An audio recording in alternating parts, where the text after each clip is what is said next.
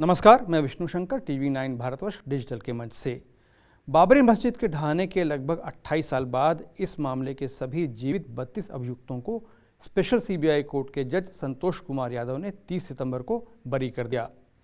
अपने 2300 पेज के फैसले में जज महोदय ने कहा कि इन 32 अभियुक्तों के विवादित ढांचे के गिराने के किसी षड्यंत्र में शामिल होने के कोई पक्के सबूत नहीं मिले हैं। जज महोदय ने इस केस में समाचार पत्र की रिपोर्ट्स और वीडियो कैसेट्स को प्रमाण के रूप में अस्वीकार कर दिया।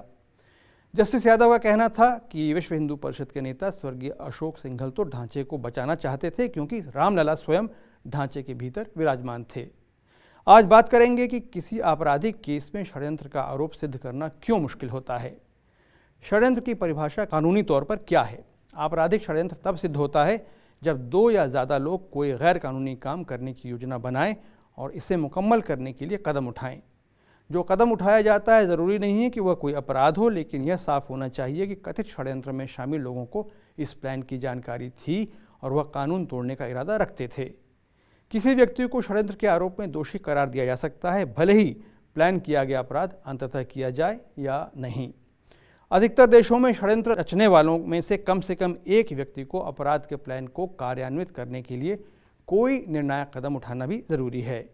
दुनिया भर में अदालतें षड्यंत्र के आरोप को तभी गंभीरता से लेती हैं जब इस संबंध में अकाट्य प्रमाण पेश किए जाएं, उसके बिना नहीं। दूसरी ओर साधारण अपराध वो हरकत या कृत्य है जिससे देश या राज्य का कानून टूटता हो और जिसकी सज़ा मुकर्रर हो। अब षड्यंत्र की बात करते हैं कुछ उदाहरणों के साथ। पूर्व प्रधानमंत्री राजीव गांधी की हत्या के लिए उन सभी को दंडित किया गया जिन्होंने इसमें अपनी भूमिका निभाई थी। कुछ तो हत्या की प्लानिंग या कार्रवाई में ही मारे गए थे और जो पकड़े गए उन्हें गुनाह सिद्ध होने पर मौत की सज़ा दी गई, जो बाद में अपील पर उम्र कैद में बदल दी गई। लेकिन अधिकतर अपराधों में षड्यंत्र को सिद्ध करना कठिन होता है। महात्मा गांधी की हत्या का मामला देखिए। इस केस में नाथूराम गोडसे के अतिरिक्त 7 और अभियुक्त थे जिन पर राष्ट्रपिता को जान से मारने का मुकदमा चला। गोडसे और नारायण आप्टे पर आरोप सिद्ध पाए गए और उन्हें सजाए मौत दी गई। अंबाला जेल में दोनों को 15 नवंबर 1949 को फांसी दे दी गई। लेकिन अन्य 6 अभियुक्तों में से एक विनायक दामोदर सावरकर, जिन पर हत्या के षड्यंत्र में शामिल होने का आरोप था, उन्हें सबूतों के अभाव में अदालत ने बरी कर दिया। एक और मिसाल समझौता एक्सप्रेस में आतंकी धमाके की है। 4 अभियुक्तों पर मुकदमा अगस्त 2012 में शुरू हुआ। अभियुक्तों के नाम थे स्वामी असीमानंद, लोकेश शर्मा, कमल चौहान और राजेंद्र चौधरी। सुनवाई 132 दिन तक चली।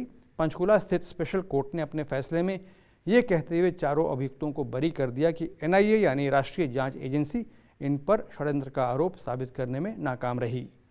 NIA के वकील का कहना था कि मुकदमे के दौरान कई गवाह अपने पुराने बयान से पलट गए और जज के अनुसार प्रोसिक्यूशन सबूतों की चेन साबित नहीं कर पाया। बाबरी मस्जिद गिराने के मामले की जांच के लिए निवर्तमान नरसिंह राव सरकार ने 16 दिसंबर 1992 को एक सदस्यीय लिब्रहन कमीशन का गठन किया। इस आयोग को अपनी रिपोर्ट 3 महीने में देनी थी, लेकिन मामला खिंचता गया और 48 एक्सटेंशंस और 17 साल के अंतराल के बाद 30 जून 2009 को जस्टिस लिब्रहन ने अपनी रिपोर्ट सरकार को सौंपी। इसमें 68 लोगों को इस कृत्य के लिए प्रत्यक्ष या अप्रत्यक्ष रूप में दोषी बताया गया। इनमें प्रमुख नाम लालकृष्ण आडवाणी, अटल बिहारी वाजपेयी, मुरली मनोहर जोशी, अशोक सिंघल, कल्याण सिंह, उमा भारती, विनय कटियार और चंपत राय आदि के थे। आडवाणी, वाजपेयी और जोशी को लिब्रहन रिपोर्ट में सूडो मॉडरेट्स बताते हुए आरोप लगाया गया कि ये सब षड्यंत्र की जानकारी होते हुए भी दिखाने के लिए घटनास्थल से दूरी बनाए हुए थे। जस्टिस लिब्रहन का कहना था कि मस्जिद का ढहाना एक सिविल कॉन्स्पिरेसी थी। इन नेताओं ने जनता के विश्वास को तोड़ा था और इनकी अनदेखियों की आलोचना होनी चाहिए।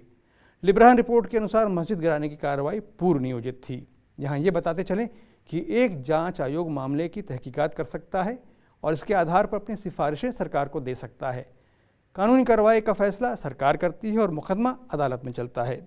ये भी ज़रूरी नहीं कि 2 जज षड्यंत्र के आरोपों पर सबूतों के बारे में एक मत हों। वे इन सबूतों की व्याख्या अलग अलग ढंग से कर सकते हैं। हर जज अपने विवेक से सही फैसला लेगा, ऐसा माना जाता है।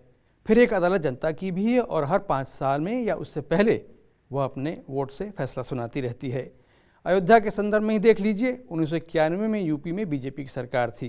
बाबरी मस्जिद के गिरने के बाद राज्य में राष्ट्रपति शासन लग गया। 1993 और 1995 में हुए विधानसभा चुनावों में बीजेपी सबसे बड़ी पार्टी होने के बावजूद सरकार नहीं बना पाई। तो माना जा सकता है कि जनता ने बीजेपी को दंडित किया, क्योंकि बीजेपी के बड़े नेता राजनीतिक रूप से उनके समर्थकों द्वारा की गई कार्रवाई के लिए जवाबदेह थे। लेकिन सिक्के का एक दूसरा पहलू यह है कि राष्ट्रीय स्तर पर भारतीय जनता पार्टी का फुटप्रिंट बढ़ता गया और केंद्र में सरकार बनाने में वो सफल हुई। सोच समझकर में हमारी कोशिश रहती है कि हम ऐसे विषय उठाएं जो विचार योग्य हों और आपको फूड फॉर थॉट दे सकें, इस उम्मीद के साथ कि आप आगे भी हमारे साथ बने रहेंगे। आज हमारे साथ जुड़ने के लिए आपको धन्यवाद।